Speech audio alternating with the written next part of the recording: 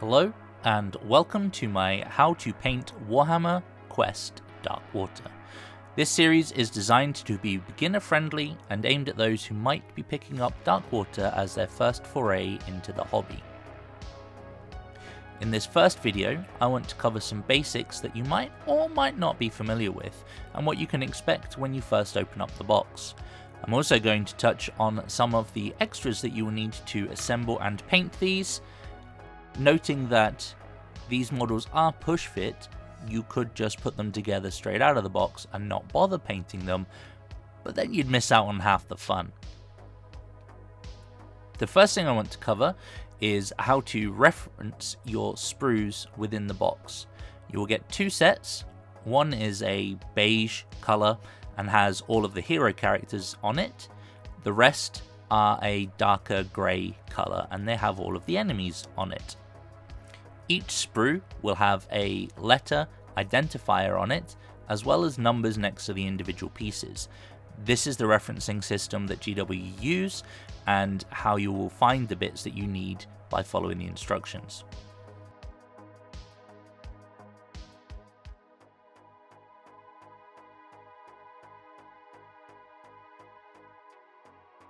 You also get a bag of bases with varying sizes, which are referenced in the instructions as well. And on the inside of the cover of the instruction manual, you'll find this handy reference image, which is like for like. So if you're in doubt as to which bases you're supposed to be using, you can quite literally take the base, match it up against the circle that it fits in, and that will tell you how big it is. Next thing I want to cover is tools and equipment. These will vary based on what you have, but let me go through the basics I think you will need and then some extra nice to haves. Clippers. These are your go-to tool for removing your parts from the sprue. Ensure that the flat end is close to the part you want to clip and then apply pressure, gently squeezing until it comes away. This will then leave you with some sprue marks where the sprue connected to the part itself, but we'll get rid of those in the next thing. The hobby knife, if you're old enough to use one, or if you're a bit younger or are knife adverse, then you can get a hobby tool like the Citadel mold line remover. There are a few others out there. This is the one I have. Mine doesn't have a handle as I got it through a magazine subscription, but they are quite useful.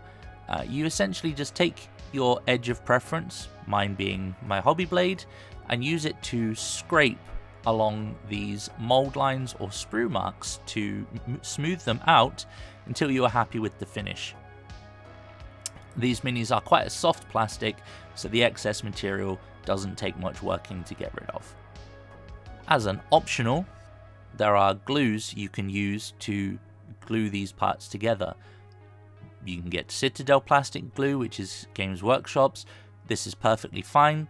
Again, these models are push fit, so it doesn't require it, but you get a better bond if the parts are glued or melted together, and I personally prefer it. Other glues are pretty good too. Most of them are all just variants of poly cements, so if you're from the scale modeling background, then you'll be familiar with like Humbrol poly cement, things like that. Alternatively, Tamiya Thin, which is very handy because it comes with this handy little brush applicator. Another option, just to jump back, when it comes to cleaning up those mold lines or sprue tag marks, are a hobby file set. They're pretty cheap, you can pick them up on Amazon. Might be more suited to metal or resin models, but they will do the same job.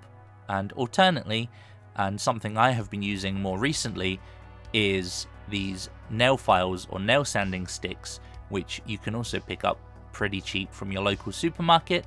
You just have to be careful when using them that you're not essentially sanding out details and you're only focusing on the mold lines and the sprue tags. Lastly, the most important things you will need, especially if you are painting these models, is a set of paintbrushes. The Army Painter is the ones that I started off with. They do a pretty good set of starter brushes that will certainly get you going whilst you figure out what brushes you like. My suggestion is to have at least the following three brushes: a bigger brush, for putting down base coats, a detailed brush for focusing on highlights and smaller details, and a dry brush. Now, the starter set from the Army Painter gives you all three. I actually prefer using makeup brushes as an alternative to the dry brush, as again, it's a super cheap alternative and I think you get a better finish from it.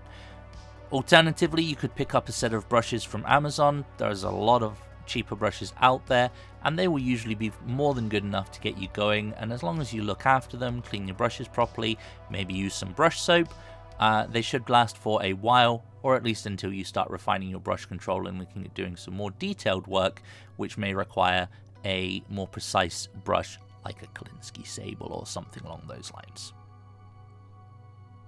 And there you go. That's it. Thank you for watching this video. I hope you have enjoyed it.